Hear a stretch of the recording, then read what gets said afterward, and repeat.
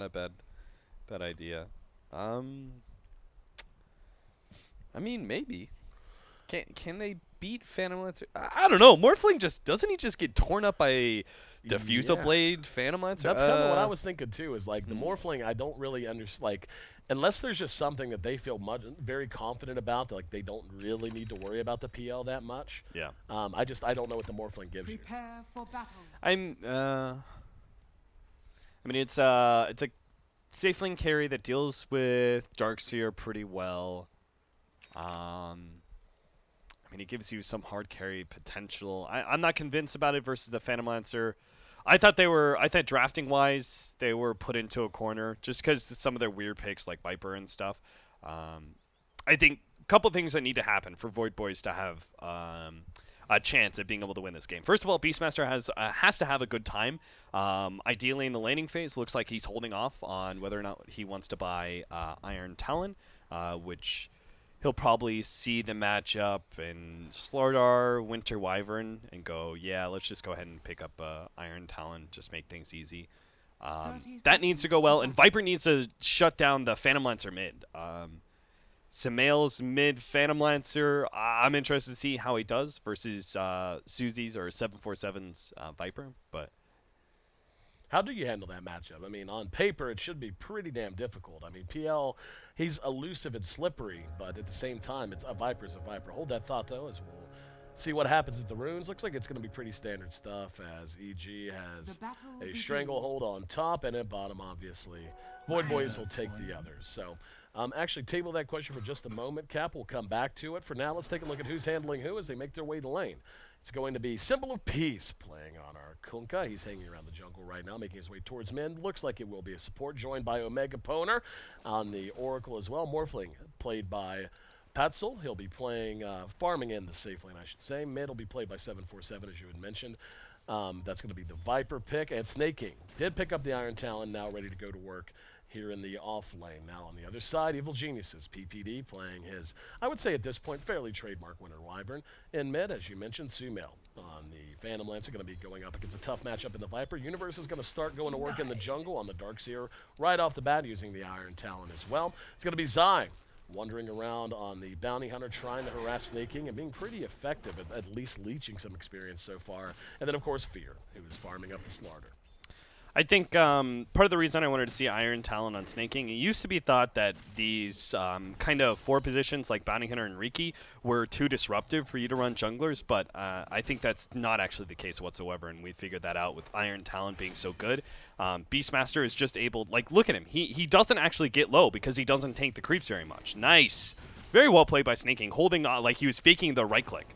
And looks like they caught Zai. Zai very quickly eating through the trees was a smart play. He just needs to try and wade out the dust, but I don't think he's going to make it. Yep, the boar slow is real, and It's yeah, close.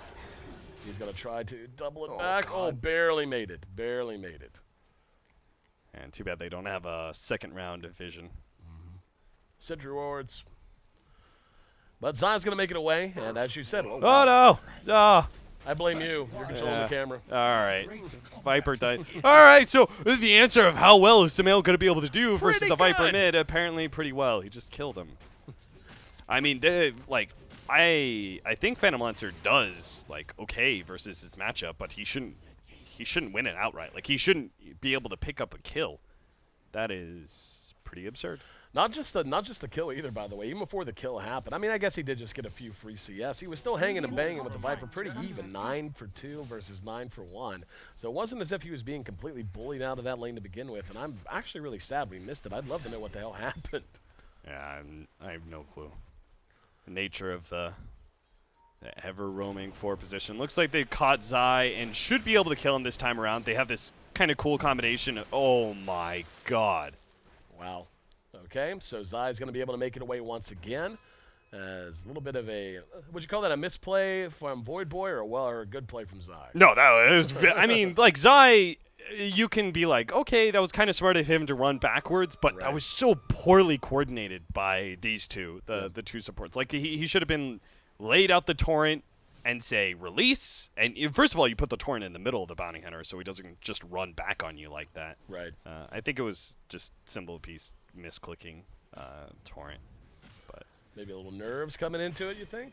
But you can see, like, snaking, he's not low enough for Zai to actually kill him. I don't know what's going on. All right, there we go. All right, we're back. He's never low enough for the bounty hunter's harassment to actually have an impact. So the best you can do is soak half experience, but that's not actually useful because the Beastmaster is still progressing in gold, right? So you're just like, okay, you take half the experience. That doesn't mean much. So this is why Iron Talon offlane still works, even against these kind of roamers. Yep, symbol of peace there. He's basically the same level as Zai at this point, so that tells you how well that's going for Zai. Just showing the leech experience and be disruptive.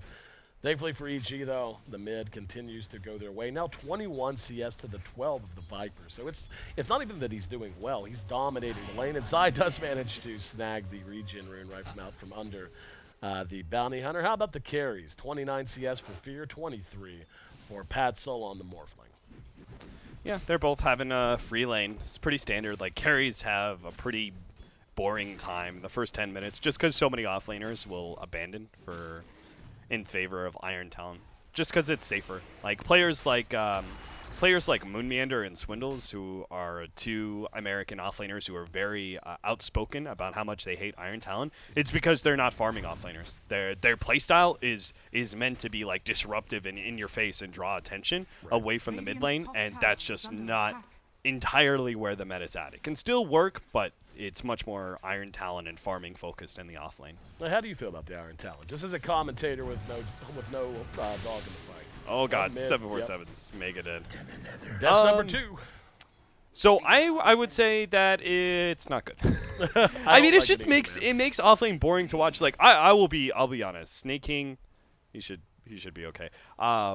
Like I as an offlaner, like when I play offlane, I like to be really disruptive, but so it doesn't fit my play style either. But I think it's also just boring to watch and too simplified. That's kind of how I feel. Is I don't like anything in any game, be it Dota or otherwise, where it's just like, oh, okay, so some people, like, we want you to be able to get farms, so we're going to create an item that basically makes it so you can do one thing that already you have a role to do. You know what I mean? Like, it makes it feel just a little too farm-centric across the board, as opposed to playing with a multitude of play styles that are all suitable in the meta. The best suggestion I've heard so far is to increase Iron Talon's cost by, it doesn't even have to be that much, just enough that you can't buy Iron Talon and Tangos at the beginning of the game. Because that'll either slow down your farm in the beginning because you have to pick up Tangos and you don't have that activatable yet from the Iron Talon being complete, and you have to go back to complete it, or you start out with just Iron Talon, in which case 4 positions like this Bounty Hunter here would actually have a much larger impact because you don't have a source of regen. That's fair. That's a really smart way to look at it. To me, like lowering the percentage of damage, because it's really that first burst of damage on the big creeps that makes Iron Talon so effective. So if you lower it to something like 30%, I think that slows it down enough. It doesn't completely eliminate the purpose of the item, but it'll make it so you can't just use those front 4 Tangos to just continuously tank through and do well early. I don't know. What do I know? I'm just a guy who used to cast Dota. EG continuing to roam around. Zai has found himself level 3. He is falling pretty damn far behind. In fact, he and the Kunkka are the lowest levels on the map. Looks like EG wants to get something going, though, as they've now hooked up Universe and PPD with him.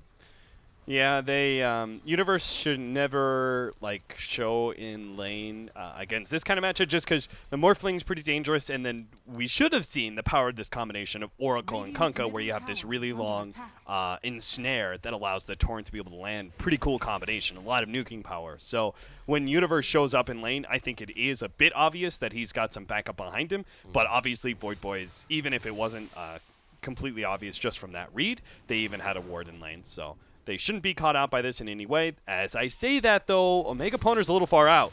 Yep, here we go. Jumping ahead is Sumail. Omega Poner able to make it away. Torrent's going to be off the mark. X marks the spot onto the Phantom Lancer. Sumail sent back. Symbol of Peace. Gonna double time it back to his tier 2. And it looks like Sumail wants to play this out. Going to hit the Spirit Lance. Doing good damage and will get a kill under the enemy tier 2. This is a major dive taking place back there. In the meantime, the rest of EG just continuing to peck away at the tier 1. So pretty much no response whatsoever out of Void Boys.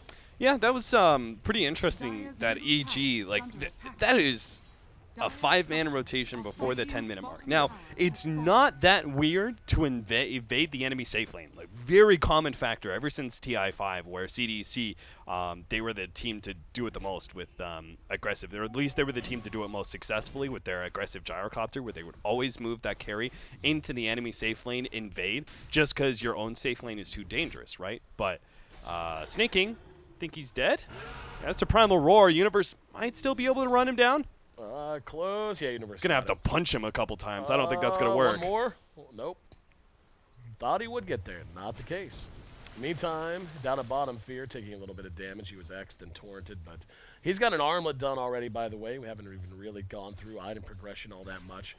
Take a look at the Morphling. He's not got much. He's not that far behind Fear, but certainly just as a whole, 0-0 and 0's been a part of less compared to cores like Sumail's Phantom Lancer, who has already got 1,800 gold up.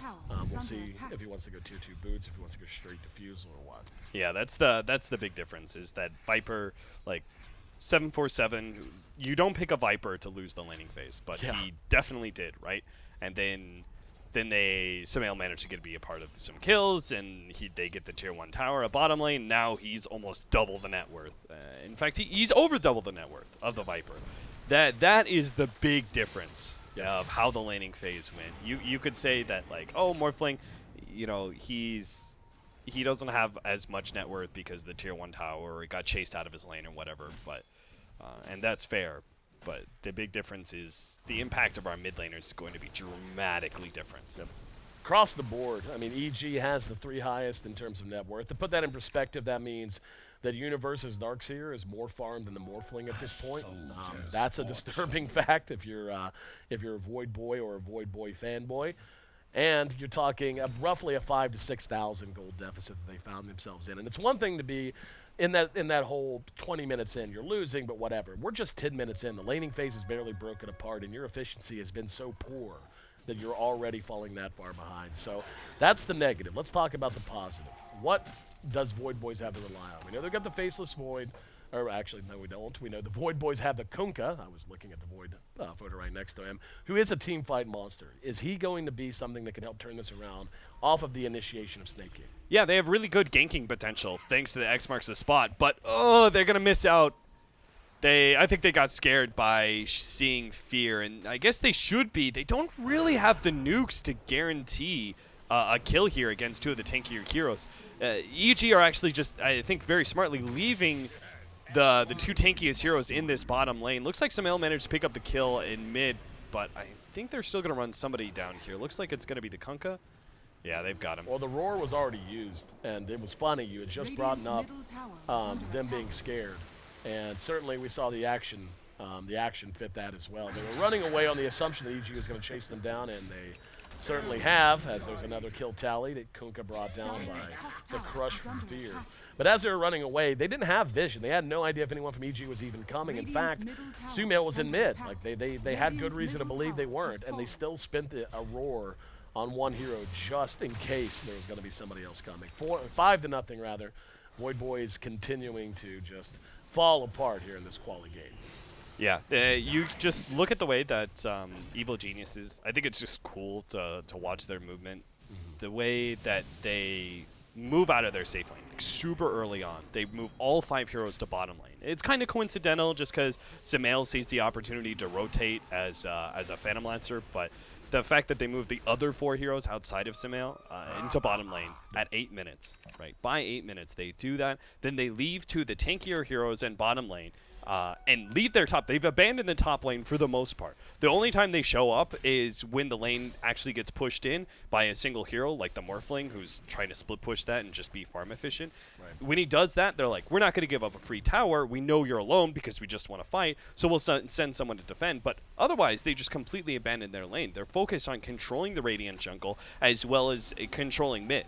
And there's no farming points. You look at the map, there's no real good farming points for Void Boys at this point. Like, they lost their laning phase, so Viper needs a way back in by being able to farm up his mech, and Morphling still needs a lot of farms. So does Beastmaster, for that matter. But they have very few areas. Most of the areas are neutral camps, like this safe area right here. That's covered up by a ward. Then there's this camp. They see the rotation of these heroes going into the off lane.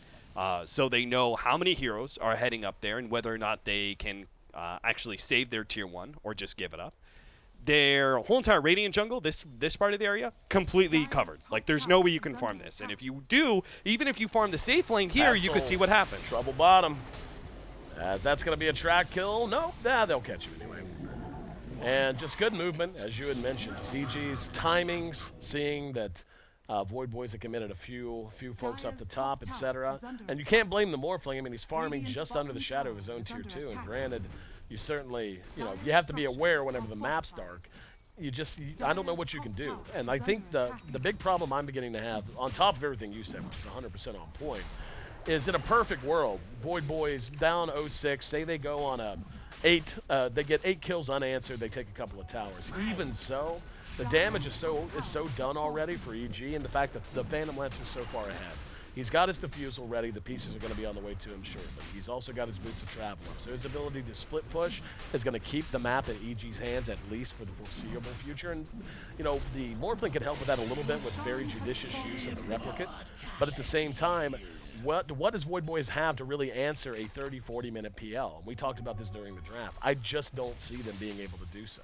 They don't really have anything. They're doing the right play right now. They need to avoid fights and go for pickoffs. So moving their 2 supports to top lane is the right play. Unfortunately, they're not going to get PPD, and now they're going to get turned around on by mass TPs.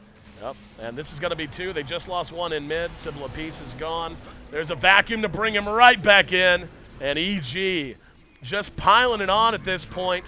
And you begin to wonder, is this going to be a donut game? 4 are down. 10 kills for Evil Geniuses, exactly 0. Goose egg. For Void Boys, they have not managed to bring 1 hero down from EG this entire game. And outside of a lucky gank, I don't even know how they're going to do it. That's a 2,000 gold swing overall. We're already to 10,000 gold deficit for Void Boys as a whole. Yeah, they call it. It's over. GG. So Goose egg. EG whitewashes Void Boys.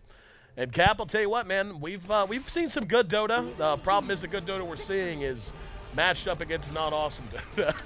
Yeah, I think Evil Geniuses, I'm not going to put Void Boys too far out.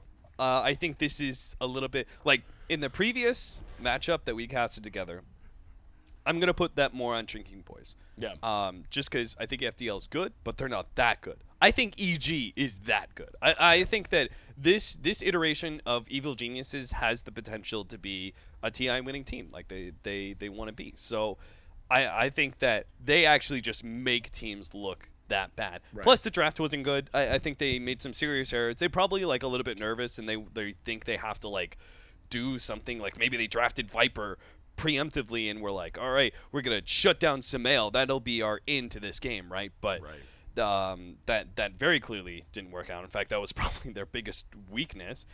They did this kind of weird support duo with Kunkka Oracle. I could see kind of where they're going. It counters the Darkseer. It makes the offlane impossible to go into. But we're in the age of Iron Talon gaming. There's no need for you to actually worry about whether or not you can get anything out of the offlane.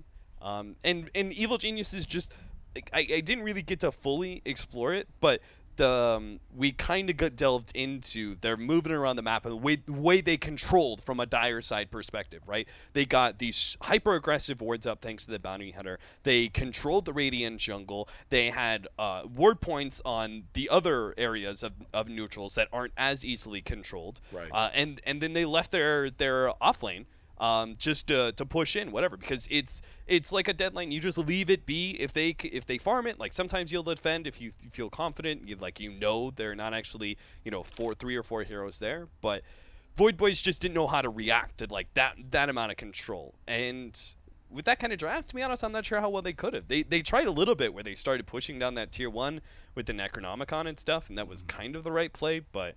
At that point, they just give it up far, far too much. They can't have Viper lose a lane. That is actually so bad. Well, phenomenal insight, phenomenal analysis from our very own Dota Capitalist, and phenomenal play from EG as they close out this game in just shy of 15.5 minutes, not dropping a single hero. Instead, going 10-0 on the kill score. I'm AC. Once again, that's Cap. This one's in the books. Not sure how long the downtime's going to be before our next one. We'll find out, though. In the meantime, make sure you check out the multi-stream and/or any of the other awesome BTS streams going on from the TI Qualifier Hub here in beautiful Southern California. We'll be right back.